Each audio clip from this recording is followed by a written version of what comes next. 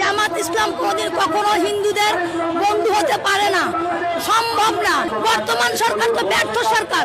ইউনূস তো পরিকল্পনা করেই আসছে বাংলাদেশে সনাতনী সম্প্রদায়কে ধ্বংস করবে। আমার মন্দিরে আমি কোথায় আমার দেবতাকে কতটুকু রাখবো তার কৈফিয়ত আপনাকে আমি দেব না। আপনি কোথাকার হরিদাস পাল যে আপনাকে এই কৈফিয়ত দিতে হবে? হিন্দু মুসলিমের দাঙ্গা বাঁধাবেন না। এই দাঙ্গা বাঁধালে কিন্তু আপনারা পার পেয়ে যাবেন না। আপনারা দুইটা মারবেন, আমরা একটা মারবো, কিন্তু আমরাও মারবো। আমরা বাংলাদেশ আর একটি প্রদেশ করবো শুধুমাত্র সনাতনীদের জন্য। আপনি কোথাকার হরিদাস পাল? ওনারা কে হরিদাস পাল? যে আপনাকে এই কৈফিয়ত দিতে হবে। আপনারা দুইটা মারবেন, আমরা একটা মারবো। জয় বাংলা, জয় বঙ্গবন্ধু। ইউনূস বাটপাটা তো পালিয়ে চলে গেছে। কোন অবস্থাতে এই সমন্বয়কারীরা পালাতে না পারে। হাদি আমাদের দৃষ্টিতে একজন জঙ্গি, এবং হাদির যেভাবে জন্ম হয়েছে ঠিক সেভাবেই মৃত্যু হয়েছে। হাদি জুলাই সনদের মধ্যে কোথাও ছিল না, জুলাই যুদ্ধের মধ্যে কোথাও ছিল না। হঠাৎই তাৎক্ষণিক ভাবে তার আবির্ভাব হয়েছে, এটাও জামাত ইসলাম আবির্ভাব করেছে, এবং তাৎক্ষণিক ভাবে তার মৃত্যু হয়েছে। আমার বিশ্বাস এটাও তাদের মাধ্যমে হয়েছে। হাদি হত্যার বিচার এটি একটি নাটক, তবে তাদের এই নাটক পাবলিক আর খাবে না। পাবলিক বুঝে গেছে, দেখতেই পাচ্ছেন মাত্র 10 জন মানুষ। এটা আসলে যেভাবেই করেন না কেন, এটা তারা বেশি দূর আর টানতে পারবে না।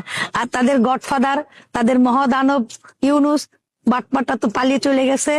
আপনার ফারুকিও চলে গেছে অস্ট্রেলিয়ায়, অথবা অস্ট্রেলিয়া, ফ্রান্স অনেকেই চলে যাবে। তারাও পালানোর চেষ্টা করতেছেন, কিন্তু আসলে সুযোগ পাচ্ছেন না।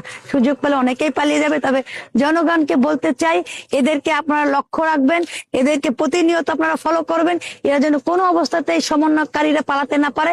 এবং আমার বিশ্বাস জয়তী শেখ হাসিনা খুব দ্রুতই বাংলাদেশে আসবে এবং এদের বিচার করবে, এবং বাংলার জনগণই করবে।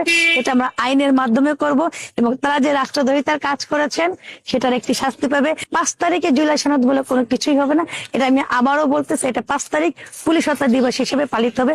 অতীতেও বলেছিলাম, এখনো বলতেছি, এবং জনগণও সেটা চাই, এবং একটা সময় সেটা হবে। সবাই ভালো থাকবেন। জয় বাংলা, জয় বঙ্গবন্ধু।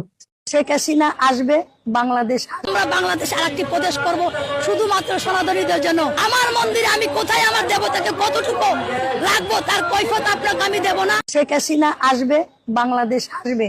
জনগণ 2-3 কোটিরও বেশি মানুষ এই বাংলাদেশে আসবে এয়ারপোর্টে। আমরা কিন্তু বিভিন্ন মানবতা, বিভিন্ন বিশ্বের দেশ থেকে সাহায্য চেয়ে আমরা বাংলাদেশ আর একটি প্রদেশ করবো শুধুমাত্র সনাতনীদের জন্য। তোরা প্রয়োজনে পলাশ বাইরে যাস না, তোরা প্রয়োজন গাইবান্ধা থেকে অন্য জেলায় চলে যা।